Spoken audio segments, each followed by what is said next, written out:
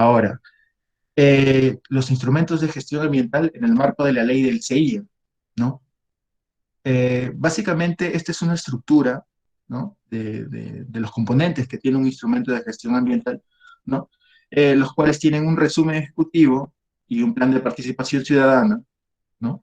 Eh, los proyectos también, como primer componente, tienen una línea base, ¿no? Una línea base socioambiental. eh, También se evalúa la alternativa, la evaluación de alternativas ya prácticamente del proyecto, ¿no? Para identificar la factibilidad.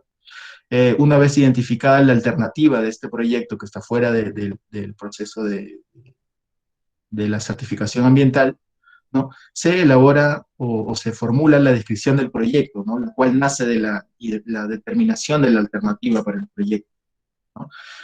Una vez teniendo la línea base y la descripción del proyecto, se realiza la identificación de los impactos ambientales, ¿no? La identificación y evaluación, los cuales van a indicar o de los cuales se va a tener la estrategia de manejo ambiental, ¿no? Cuáles son los compromisos. Dentro de la estrategia de manejo ambiental tenemos el plan de manejo ambiental, prevención y mitigación, los planes de vigilancia, ¿no? El plan de monitoreo, los planes de compensación ambiental si fuera el caso, ¿no? Y también el plan de contingencia y el plan de manejo de residuos sólidos que no está, ¿no? Otro componente de un instrumento de gestión ambiental es la valorización de los impactos ambientales, ¿no? Realizando un análisis de costo-beneficio en cuanto al desarrollo del proyecto. También tiene un plan de cierre, ¿no? El instrumento de gestión ambiental, y dentro de este expediente, que es el instrumento de gestión ambiental ya completo, que está listo para ser evaluado por la autoridad competente, ¿no? Entonces, para explicar algunos de los componentes de este instrumento de gestión ambiental, ¿no? En primer lugar, vamos a explicar la línea base, ¿no? Esta línea base está compuesta por aspectos físicos, biológicos, socioeconómicos y aspectos de interés humano, ¿no? Entre los físicos está la calidad de aire, eh, el clima, la calidad de suelo, la calidad de agua, ¿no? En los aspectos biológicos está la flora y fauna, ¿no? En cuanto a diversidad y abundancia, ¿no? En los aspectos socioeconómicos está la demografía, educación, economía, cultura, idiosincrasia y también otros, ¿no? Y los aspectos de interés humano están los restos arqueológicos, ¿no? Los lugares históricos y las áreas naturales protegidas, entre otros. En este caso, la ley del CEIA, ¿no? Y el MINAM tiene una guía para la elaboración de líneas base, ¿no? El cual fue elaborado por el Ministerio del Ambiente, ¿no? El cual presenta todos los lineamientos para poder elaborar una línea de base adecuada, ¿no? Para un instrumento de gestión ambiental. Para el desarrollo de esta línea base se hace levantamiento de información de campo, ¿no? En este caso, en algunos sectores realizan el acompañamiento para poder levantar esta información de campo, ¿no? Pero, sin embargo, por el contexto actual del COVID-19, ¿no? Se tiene en cuenta el decreto legislativo 1500, ¿no? El cual es el decreto legislativo que establece las medidas especiales para reactivar, mejorar y optimizar la ejecución de proyectos de inversión pública, privada y público-privado de capital mixto ante el impacto del COVID-19, ¿no? Esta palabra optimizar es muy importante, ¿no? Eh, Porque este decreto legislativo, ¿no? En su segunda disposición complementaria, ¿no? Indica que el levantamiento de la línea base para la elaboración de los instrumentos de gestión ambiental debe ser eh, adecuadamente descrita, ¿no? A través de disposiciones por parte del MINAM, ¿no? Ante esto, el MINAM, con la resolución número 108 del 2020, ¿no? Establece las disposiciones para realizar los trabajos de campo en la elaboración de línea base de los instrumentos de gestión ambiental, ¿no? La cual fue publicada el 16 de junio del presente año, ¿no? En el cual estas disposiciones hacen referencia y motivan en sí, a primera instancia, a la utilización de información secundaria, ¿no? Para la elaboración de líneas base. En este caso, establece, ¿no? En el artículo 3, ¿no? Que se priorice en este caso la utilización de información secundaria, ¿no? Y esta debe cumplir lo siguiente, ¿no? Por ejemplo, la autoridad ambiental competente debe verificar que la información secundaria cumpla con los términos de referencia aprobados y la normativa relacionada con los factores ambientales, ¿no? En este caso, la línea base que se utilice como fuente secundaria debe cumplir con lo establecido en los términos de referencia, ¿no? Debe ser concordante. Para eso debe hacerse una revisión exhaustiva de la información que tenemos publicada, ¿no? Y esta puede ser solicitada por acceso a la información en las diferentes autoridades, ¿no? Puede ser utilizada línea base de diferentes proyectos. Otro criterio que se debe tener en cuenta es que la información debe ser representativa para el área de estudio en función a su compatibilidad, según su finalidad original, temporalidad, ubicación, antigüedad, nivel de detalle, unidades temáticas, paisaje, vegetación, entre otros, veracidad, relevancia y a las características del proyecto de inversión, ¿no?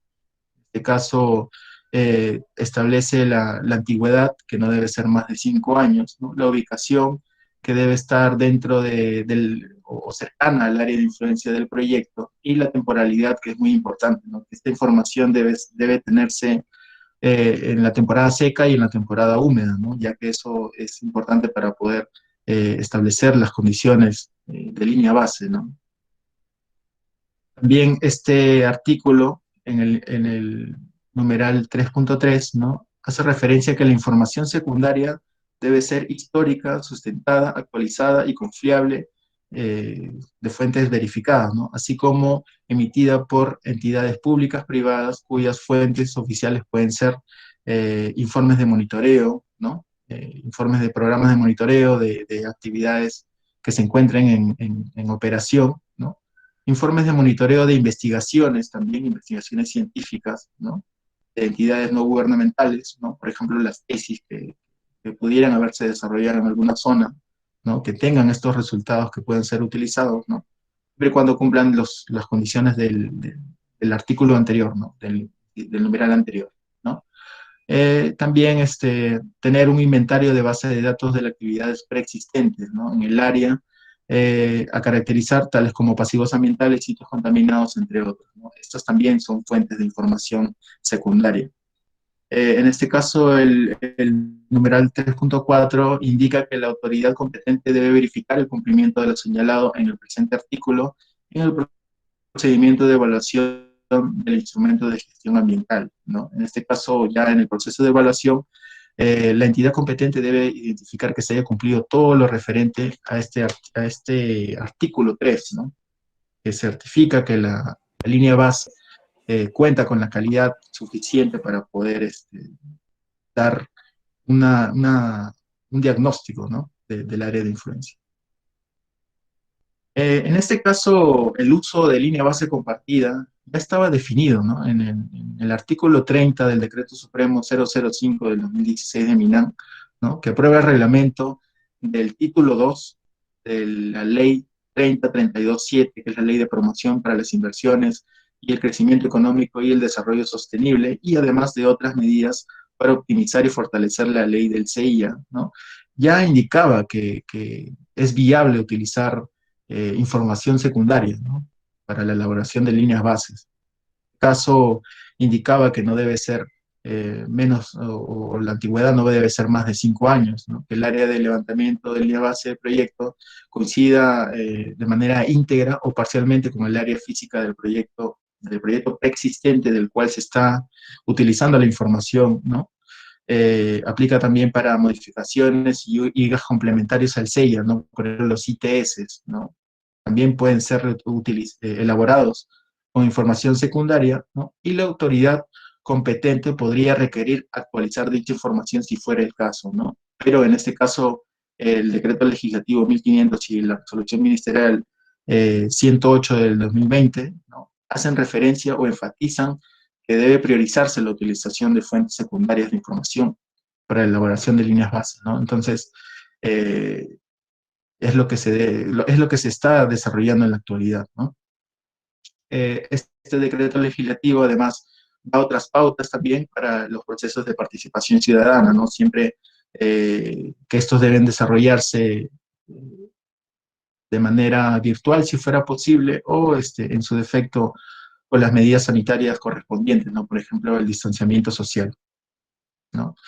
Eh, este decreto legislativo, ¿no? Y la resolución ministerial 108 del 2020 también indica las pautas que se deben seguir si es que no se pudiera cumplir con lo establecido en el artículo 3, ¿no? Si es que no existiera, por ejemplo, la información que pudiera ser utilizada como fuente secundaria, ¿no? Para la línea base, o si la información fuera deficiente en su defecto, ¿no? Entonces, el capítulo 2, que indica las acciones antes y durante de las etapas de campo y postcampo para el recojo de información de la línea base, ¿no? Indica en los diferentes artículos las consideraciones que se tienen que tener, ¿no? Por ejemplo, el artículo 6 habla de la ficha sintomatológica, ¿no? El cual está en el anexo 1 de la resolución mencionada, ¿no? El cual hace referencia a si la persona que va a viajar ha tenido síntomas, ¿no? Ha tenido contacto con algún contagiado, ¿no? O caso confirmado de COVID, ¿no? Y también se tiene que poner evidencia o certificar, indicar básicamente a qué grupo o si pertenece a algún grupo de vulnerabilidad, ¿no? Ya sea hipertensión, diabetes, ¿no? El artículo 7 hace referencia a las pruebas previo a la salida de campo, ¿no? Antes de realizar actividades de campo se deben realizar pruebas. En este caso, el artículo menciona que pueden ser pruebas rápidas o moleculares, ¿no? En algunos casos las rápidas no son tan confiables, pero este artículo deja abierta esa posibilidad, ¿no? En el artículo 8 indica que se debe elaborar un plan de trabajo sanitario, ¿no? Este plan de trabajo es de uso interno, no es necesario que sea aprobado por alguna autoridad competente, ¿no? Sin embargo, en este plan se deben establecer las pautas, ¿no? Para los trabajos de campo, por ejemplo, cuál va a ser la ruta, ¿no? Dónde se van a hospedar, las medidas también de emergencia, ¿no? Si alguno de los participantes en los trabajos de campo diera positivo en COVID, ¿no? O tuviera los síntomas, ¿no? Debe ser transportado de manera rápida también, ¿no? Eso es lo que hace hincapié el artículo 8, ¿no? El artículo 9, ¿no? Indica las acciones preparatorias para la etapa de campo, ¿no? La cual básicamente es las coordinaciones, la limpieza de los vehículos que se vayan a utilizar en campo, ¿no? Por ejemplo, las camionetas o en algunos casos las embarcaciones, ¿no? El artículo 10 hace referencia a las acciones durante los trabajos de campo, que es básicamente el distanciamiento social, ¿no? El lavado de manos, todas las consideraciones sanitarias correspondientes que ya conocemos, ¿no? Y que llevamos en práctica en la actualidad, ¿no? Y el artículo 11 hace referencia a las actividades post-campo, ¿no? Que son básicamente, una vez finalizados los trabajos de campo, ¿no? Los asistentes deben realizar una cuarentena o un aislamiento de 2 semanas, ¿no? De 14 días, una vez terminados los trabajos, ¿no? Antes de poder realizar otro trabajo o volver a las oficinas o donde desarrollen sus actividades, ¿no? Eso es lo que indica esta resolución, ¿no? En el marco del COVID, ¿no? Todo con la finalidad de proteger la salud individual y la salud colectiva, ¿no? Ya que es uno de los principios también de la ley general del ambiente, ¿no? Una vez consolidada toda la información para la línea base, ¿no? Las cual forma parte del medio físico, ¿no? Por ejemplo, climatología, meteorología, los aspectos hidrológicos, hidrogeológicos, también la calidad de agua, ¿no? Calidad de aire, radiaciones no ionizantes, geología, suelos y también calidad de suelo, ¿no? Dentro de este aspecto. También se tiene en cuenta el medio biológico, ¿no? Para la línea base, desde la flora, fauna, peces, insectos acuáticos, microalgas, anfibios y reptiles, mamíferos y aves, ¿no? En este caso, para las especies hidrobiológicas, se solicita un permiso ante el produce, ¿no? Para realizar investigación, ¿no? Con y sin colecta, y también para los aspectos de flora y fauna, ¿no? Este permiso se solicita ante el CERFOR. En este caso es importante realizar un muestreo de- de la, de los aspectos hidrobiológicos, ¿no? Ya que específicamente los macroinvertebrados son muy susceptibles a las variaciones, ¿no? Y son bioindicadores de calidad ambiental. Entonces, este parámetro o este componente se tiene mucho en cuenta para también el diagnóstico de línea base, ¿no?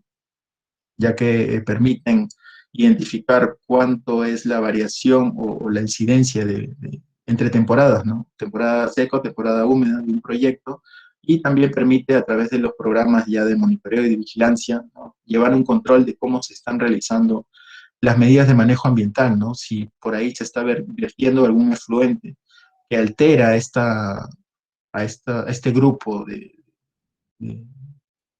este grupo de especies hidrobiológicas, se estaría dando una evidencia de un impacto ambiental, ¿no? También habíamos mencionado la temporalidad de los periodos de evaluación, ¿no? La línea base debe contemplar la temporada seca y la temporada húmeda, ¿no? Como tal. No se deben realizar muestreos en las etapas de transición, ¿no? Como mencionamos aquí en la gráfica, ya que no dan resultados fehacientes de cómo es la calidad ambiental, ¿no? De esas temporadas. Entonces hay que esperar que sean las temporadas secas definitivamente, la temporada húmeda también, ¿no? Para poder realizar los muestreos, ¿no? Ya que este punto es materia de observación por parte de las autoridades competentes, ¿no? Y por lo tanto hay que tenerlo en cuenta. Una vez identificados los componentes ambientales, ¿no? Se hace el análisis después de los muestreos, tanto en época seca como húmeda. Se hace la interacción o la trans, se debe comparar con los SECAS y los LMPs que se tienen, ¿no? Los estándares de calidad ambiental son aplicables a los cuerpos receptores, ¿no? Ya sea aire, agua, suelo, ¿no? Calidad de cuerpo receptor. Y los LMPs son los muestreos que se hacen en los vertimientos, básicamente, ¿no? Vertimientos o emisiones, como vemos en la gráfica, ¿no? Una vez con esos resultados, ¿no? Y el análisis de alternativas que dan como resultado la factibilidad de un proyecto, ¿no? El proyecto se determina la factibilidad teniendo en cuenta la magnitud, las técnicas de construcción, cómo se va a desarrollar la operación y mantenimiento, los materiales, insumos que van a utilizar, los residuos, efluentes y emisiones que van a generar, ¿no? Esto da como resultado un proyecto ya definido, ¿no? Sobre la base de la factibilidad, ¿no? Sobre el cual se va a realizar la descripción del proyecto, ¿no? Desde las etapas o construcción, operación, cierre y poscierre, ¿no? En algunos casos cuando es minería. También se tiene en cuenta la mano de obra, ¿no? La ingeniería, los procesos, las instalaciones, los controles ambientales que van a tener contemplado ya la formulación del proyecto, el cronograma y presupuesto de las obras, ¿no? Y el plan de cierre también de la final, ¿no? Con estos resultados, ¿no? El diagnóstico de línea base y la definición del proyecto, es que se logra identificar y evaluar los impactos ambientales, ¿no? En este caso, hay metodologías para la valoración del impacto, de los impactos ambientales, ¿no? Los cuales se realizan en base a la predicción, ¿no? De los potenciales efectos del proyecto sobre el medio ambiente. En este caso, el Ministerio del Ambiente tiene una guía para la identificación y evaluación de impactos ambientales, ¿no? En el cual básicamente se centra en la metodología de la matriz de Conesa, ¿no? En este caso, en esta gráfica podemos ver el proceso de evaluación de los impactos ambientales del proyecto, ¿no? Desde el diseño conceptual de las alternativas, ¿no? La evaluación preliminar que trae consigo todas las actividades de campo de línea de base, ¿no? El recojo de campo, de información de campo, luego la interacción de los impactos ambientales, ¿no? Para poder identificar las medidas y la estrategia de manejo ambiental que se va a seguir, ¿no? Ya sea a través de una evaluación ambiental preliminar que se realiza cuando un proyecto no tiene clasificación anticipada, ¿no? Lo cual vamos a ver más adelante, y también para los términos de referencia que se establece la metodología de la evaluación de impacto ambiental y en este caso para ya la propia elaboración de los instrumentos de gestión ambiental. Como mencionamos, estos componentes o el desarrollo de un instrumento de gestión ambiental como tal se tiene que desarrollar sobre un proyecto en factibilidad, ¿no? Otros aspectos importantes que hay que tener en cuenta para los instrumentos de gestión ambiental es el acompañamiento, ¿no? El acompañamiento se da o aprueba a través de las disposiciones especiales para la ejecución de procedimientos administrativos y otras medidas para impulsar los proyectos de inversión público o privado, ¿no? En este caso, el acompañamiento se inicia con las autoridades competentes, ¿no? A través de reuniones en las cuales se establece un plan de trabajo, el cual tiene objetivos, establece el área de influencia donde se va a recabar la información, establece metodologías para el recojo de información, fuentes de información secundaria validadas ya por la autoridad competente en este tipo de reuniones, ¿no? Se establecen la línea base compartida en este caso y también los criterios para el plan de participación ciudadana, ¿no? Desde los mecanismos que se van a utilizar hasta el área de influencia social que va a contemplar el proyecto, ¿no? Se presenta el equipo técnico y se presenta también el cronograma de trabajo, con la finalidad de que la autoridad competente tenga conocimiento de cuándo se van a desarrollar los proyectos, las actividades de campo, ¿no? Te apagamos el micrófono, por favor. Muchas gracias. Está desactivado su audio. Buenas noches, sí, no te escuchaba. ¿Me comentan si se escucha, por favor? Ahora sí. Ahora sí, Kevin. Ahora sí. Sí, ya se escucha bien. Genial. Entonces, estábamos hablando, bueno, del acompañamiento, ¿no? Que se da a través de las reuniones. Ya el acompañamiento se desarrolla por la autoridad competente, ¿no? Que va a ser la encargada de la evaluación del instrumento de gestión ambiental, ¿no? Se realiza a través de reuniones en las cuales se presenta también un plan de trabajo, el cual tiene los objetivos, el área de levantamiento de la información, ¿no? O se establece el área de influencia del proyecto. También se validan las metodologías para el recojo de información en campo, ¿no? Si fuera el caso, la utilización de fuentes secundarias, línea base compartida, y también se establecen los mecanismos de participación ciudadana, ¿no? Y se delimita el área de influencia social que va a contemplar el desarrollo del instrumento ambiental, ¿no? También se presenta el equipo técnico que va a ser encargado de elaborar el instrumento, los trabajos de campo, y también el cronograma de trabajo, ¿no? El cual habíamos comentado que es muy importante, ya que la autoridad competente tiene que conocer cuándo se van a realizar los trabajos, ¿no? Y así pueda realizar el acompañamiento ya en los trabajos de campo, ¿no? Cada reunión, en cada reunión se suscribe un acta, ¿no? Con los acuerdos correspondientes a cada reunión en el marco de la elaboración del instrumento de gestión ambiental, ¿no? Este proceso de acompañamiento se hace con la finalidad de, en este caso, delimitar el área de influencia adecuadamente, ¿no? Ya que los evaluadores son profesionales también, que tienen conocimientos sobre materia de gestión ambiental. Entonces es muy importante conocer también su punto de vista y uniformizar todos los criterios necesarios para poder elaborar un instrumento ambiental que tenga la calidad adecuada, ¿no? Por eso es importante.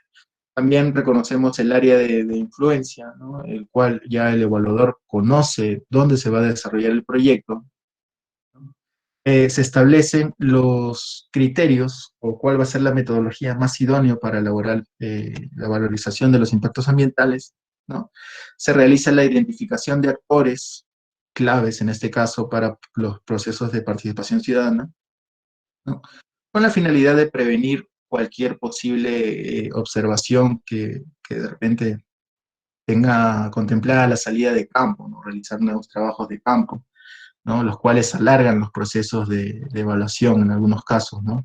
Se escuchan también las recomendaciones de parte de los evaluadores, ¿no? Se reducen los tiempos, como habíamos mencionado, con la finalidad de optimizar adecuadamente los procesos de evaluación, ¿no? En este caso, esto es muy importante y es recomendable, ¿no? Desde los administrados tienen que tener en cuenta ello, y también ya los propios evaluadores motivan esto, ¿no? Con la finalidad de que ellos también se involucren en la elaboración de los instrumentos ambientales. Entonces, esto nos lleva a tener un proceso de certificación ambiental exitoso, ¿no? Desde la eficacia y de manera eficaz y eficiente, ¿no? Vamos a hablar un poco del SENACE ahora, ¿no? De repente pasamos de manera rápida estas láminas, ¿no? Para que el tiempo no nos gane y poder escuchar sus preguntas. En este caso, el SENACE es el organismo público especializado adscrito al Ministerio del Ambiente, ¿no? Y es miembro también del Sistema Nacional de Evaluación de Impacto Ambiental, ¿no? Fue creado el 12 de diciembre del 2012 a través de la Ley 29968, ¿no? El SENACE, una de sus funciones indica que estará a cargo de la revisión y aprobación de los estudios de impacto ambiental detallados, ¿no? De los proyectos de inversión público-privado o público-privado de capital mixto, de alcance nacional multirregional que puedan causar impactos ambientales significativos altos, ¿no? Los altos son de categoría número 3 y por eso es que son los estudios de impacto ambiental detallados, ¿no? Entre otras funciones del SENACE, ¿no? Ya la mencionada, que es evaluar y aprobar los instrumentos ambientales, instrumentos de impacto ambiental, estudios de impacto ambiental detallados, ¿no? También formula propuestas de mejora continua en el proceso de evaluación ambiental, ¿no? Esto en el marco de elaborar guías, ¿no? Como mencionamos anteriormente, habían guías para línea base, guías para identificación de impactos, ¿no? En este caso el SENACE también elabora guías. Implementar la ventalla única de certificación ambiental, ¿no? Que se eleva. Administrar registro administrativo de certificación ambiental, ¿no? En este caso, por realizar un consolidado de los instrumentos ambientales aprobados, ¿no? Y su resolución, que es la certificación ambiental. También administra el registro de consultoras, da la clasificación ambiental de los proyectos que no cuentan con clasificación anticipada, siempre y cuando se encuentren dentro de su competencia, ¿no? En este caso, el SENACE tiene competencias sobre los proyectos de energía y minas, transportes, agricultura e infraestructura de residuos, como ya lo había mencionado, ¿no?